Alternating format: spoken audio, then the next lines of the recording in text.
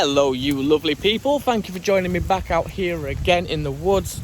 It's an absolute pleasure to bring each and every one of you here with me. Only a few days ago I was out making the debris shelter for you guys, and I was talking about how sunny it looked, and I was shooting b-roll of insects such as bees, no pun intended. But yeah, it looked like summer had arrived and I was making remarks about that, and then here we are today, only 3 days later. It's overcast, I'm wrapped up, and the wind is howling throughout the treetops. So I'm not sure what's going on. But we're in the woods again today. You guys are going to join me and we're going to create a bushcraft chair. Stay tuned.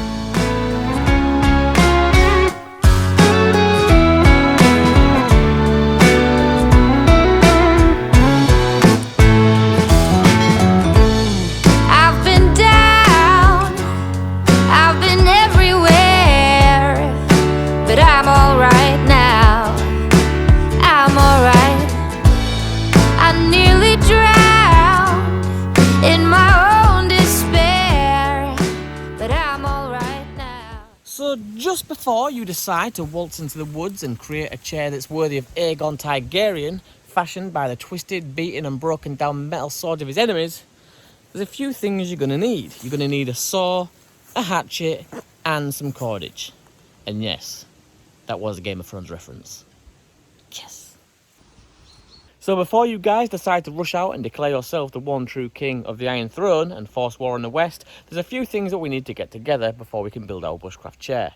We need 4 equal lengths of wood, all of relatively the same size, and 2 smaller pieces. Once we found them and brought them back to camp, I'll show you guys what we have to do next. So now that we have our 6 pieces of wood all laid out in front of us, what we need to do is find 2 stronger pieces, or 2 of the strongest pieces of the bunch, and that's going to become the backrest of our chair. So for me, I've chose these 2 pieces here. Then using our hatchet, we're going to chip away at one end of the wood to create a wedge.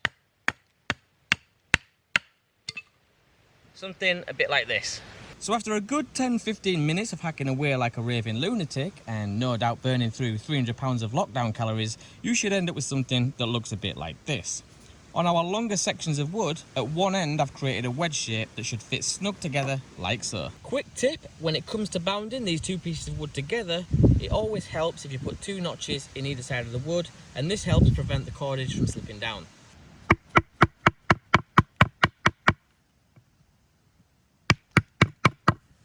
Illuminati confirmed.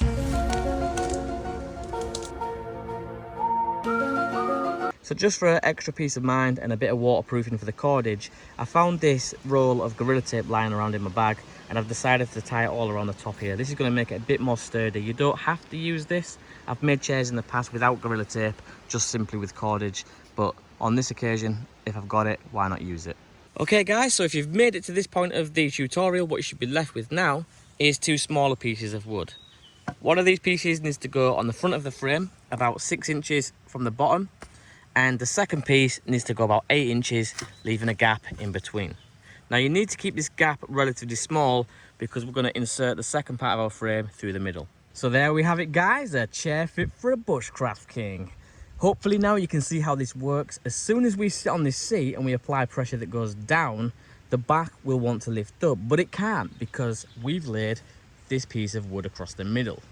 And so what happens is, as the back lifts up, it gets snagged on this smaller piece here and everything stays intact. Now what I will say to you guys is, if you are going to attempt a bushcraft chair like this, please do not scrimp on the pieces of wood that you choose to build it with.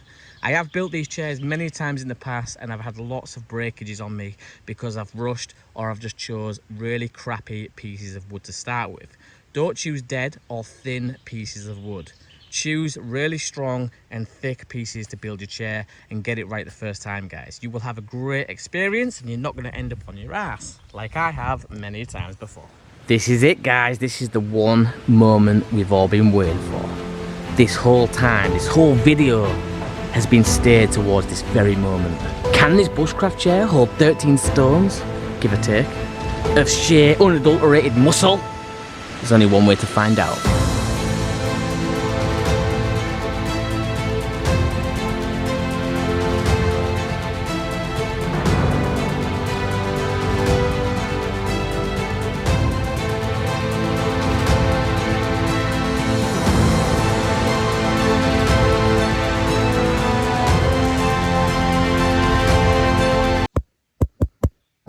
Hi guys, it's just me again.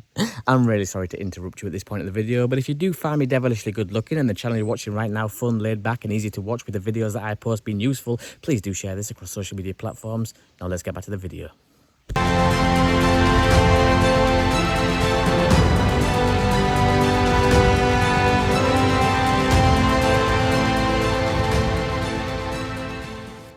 Right guys, unfortunately the video's coming to an end. This is all we have time for. Unfortunately, I've said unfortunately twice. Oh, it's so sad. Don't mock me. Don't mock me. Right guys, this video is finally coming to an end. Finally? Why am I saying finally? Like these people want to get rid of me. Completely forgot what I was going to say. Unfortunately guys, the video has to come to an end, but it's been an absolute pleasure to bring each and every one of you out here in the woods along with me. Fucking fly, mate!